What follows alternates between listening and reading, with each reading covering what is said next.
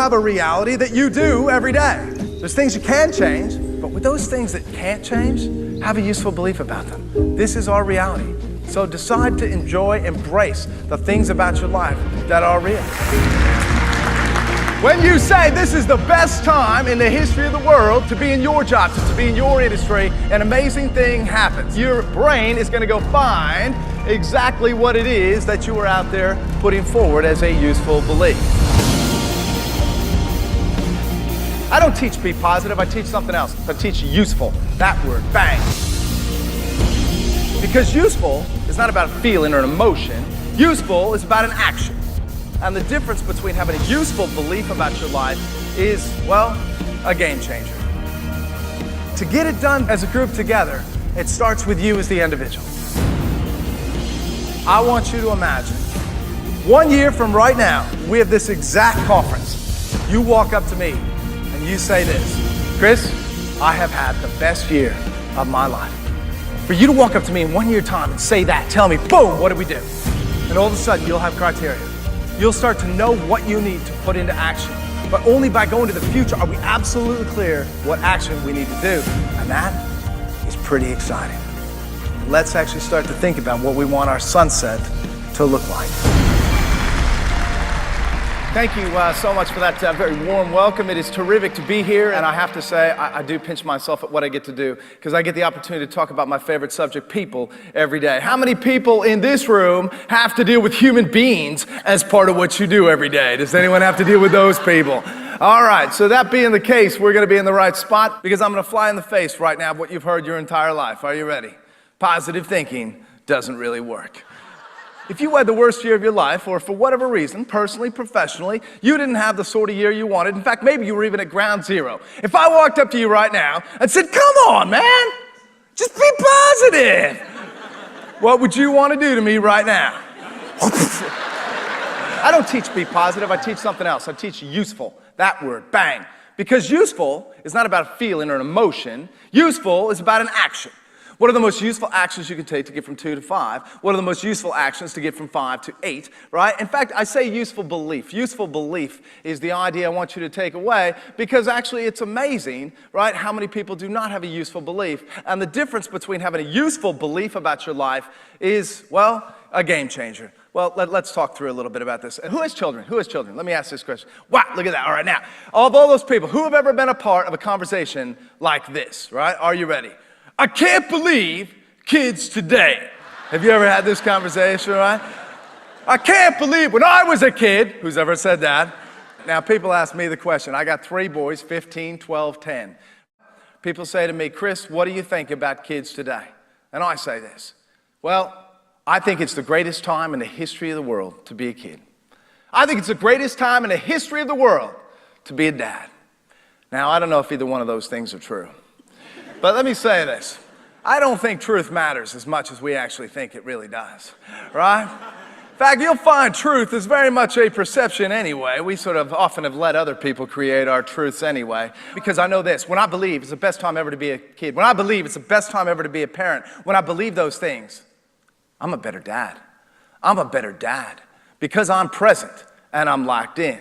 I have a reality in my life, and that reality is I travel a lot. Right? In fact, last year, well, I did 177 presentations last year, and I did 117 airplane flights. That's a lot of airplane flights, and there it is. I'm Platinum Qantas and Platinum Virgin, and I fly around. That's like roughly 3 times a week that I'm on an airplane, 3 days a week. And people say to me all the time, Chris, don't you hate travel? You must hate travel. If I was you, I would hate travel, they say to me. Well, hang on a second. If I'm going to fly 3 days a week, that's my reality. Now, by the way, I could stop traveling, couldn't I? I could stop traveling, right? But guess what? That would affect my lifestyle. That would affect, right, the ability for me to go out and influence people. So let's call it my reality. I can't not travel, right? I'm traveling. So guess what? What is my useful belief? I'm not gonna hate travel, or I'd hate a third of my life, right? So guess what? What's my useful belief? I love airplanes. All right? I love them. I love airports. I love airport lounges. I love airplane food. Actually, the Virgin Lounge and the Qantas Lounge both have ham. I think they share the same ham. When you say this is the best time in the history of the world to be in your job, to be in your industry, an amazing thing happens. Well, there's an interesting part of your brain, the most important part of your brain for success, and it is a little thing called the reticular activating system. And what the reticular activating system does for you is that it filters the billions of pieces of information that you get on a daily basis. And with these bits of information, your brain is going to go find exactly what it is that you are out there putting forward as a useful belief. Well, let's talk through a little bit about this, and let's give you a first idea. Who drove in this morning? Who drove here this morning? How many times did you say to yourself, driving in this morning, did you say, oh my God, another red Toyota, right? I'm imagining 0 is the number on that. You want to know why? You weren't looking for red Toyotas. The second you decide to buy a red Toyota, your reticular activating system will find them. And where are they going to be? Everywhere. You can see them everywhere. Why? Because your reticular activating system is looking for and filtering through what it is that you put forward. When I say it's the best time in the history of the world to be alive, if I believe that, that's my useful belief, then guess what? I walk outside and I'm going to see amazing things. I'm going to see a flower and a tree and a puppy and a baby. I'm going to find beautiful things in the world because my brain will be searching for those things. By the way, your reticular activating system tortures you. All right? If you've ever had your heart broken here in this room, and I imagine all of us at one time or another have had our heart broken. There's always like one guy in the back of the room who's going, not me, not ever. No one's ever broken my heart. But for the rest of us who've had our heart broken, your reticular activating system's going to torture you. Because if we've had our heart broken, we walk outside, what do we see everywhere? Stupid, happy people everywhere, holding hands in their perfect families and their perfect lives while we're heartbroken. By the way, if you are currently unhappy in your current relationship, then what do you see everywhere? Hot single people everywhere that you can't have, right? Because your reticular activating system is filtering what it is that we're looking for. Now, let's make this come alive and bring this right back to sales. Let's go all the way back to the most relevant point that we talk about in this industry, in this business right now. As soon as you say to yourself, I'm going into this meeting, it's going to be a waste of time. What do? You get your reticular activating system, your red Toyota's looking for it. You sit down, get in the body language, and there you are, searching, looking for it, there it is, waste of time. Told you, huh?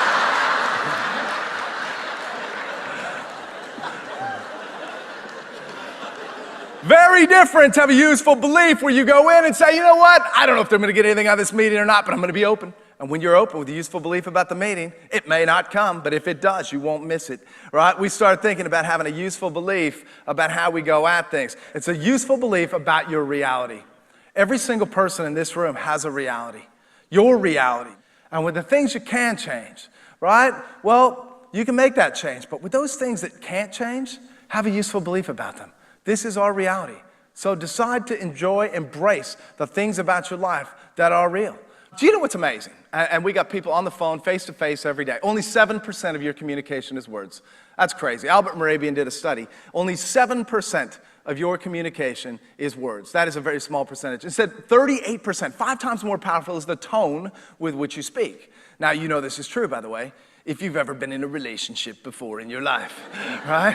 And all of a sudden you look at your partner, you're like, what did I say? What'd I do? Nothing. You did nothing, right? You know right now that nothing meant what? Something, everything, absolutely. You know this. In fact, 55% of our communication is our body language. So we start thinking about the power of tone in creating great customer experiences, the power of our body language in creating great customer experiences. And in fact, well, how many people have ever heard about mirroring body language? Who've ever heard about mirroring tone and body? Right, you know, mirroring didn't really work for me. You're like, what is with this guy, man? Positive thinking doesn't work. Mirroring, you know, I became too obsessed with it, right? There I'd be, right? And if I'm going to mirror this gentleman right here, right, I just got obsessed. I would sort of get my foot at the same spot as him and my other foot there, and then I'd sort of cross over and do this sort of groin protection thing that he's sort of doing right now. And, yeah, I don't know. I missed the moment. Instead, you know what it is? I like matching. The final one, of all the successful people I've met, I've done over 2,000 presentations. I've had the privilege of working with hundreds of thousands of people.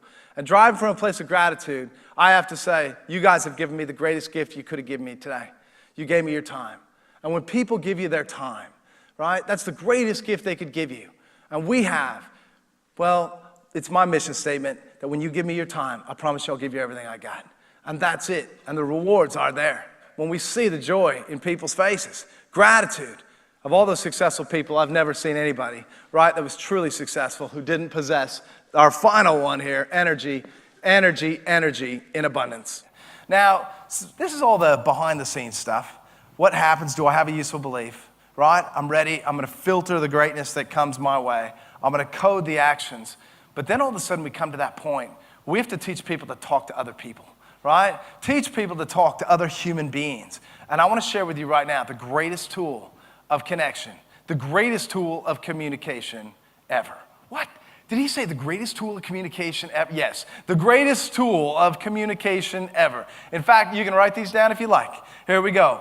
This tool is called Forward. This is the things that are most important to people, and this is the communication tool that will help you in these areas. You can jot these down. Sales, leadership, small talk. Ooh, that's a good one. Nightclub excellence. Your conversion rates will improve.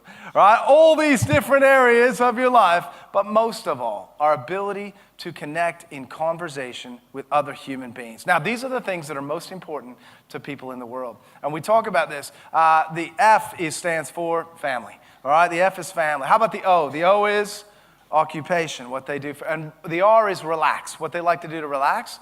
We'll talk about the D in just a moment, uncovering their dreams. We'll talk about the D in just a moment. Now, with this, it's a very simple idea. I would like to take us to a place that we've all been. An Australian family barbecue. Raise your hand if you've ever been to an Australian family barbecue. Who's ever been? There we are, an Australian family barbecue. There we are. There's a guy over here, Steve. In fact, let's just use this in a context so everybody can use this for the rest of your life. By the way, here we go. Every context, CEOs, salespeople, through to everybody in life can use this. Here we go. Conversation. Steve's over here. I've never met Steve before in my life. We all get nervous when we meet new people. Right? There we are, and we got that little feeling.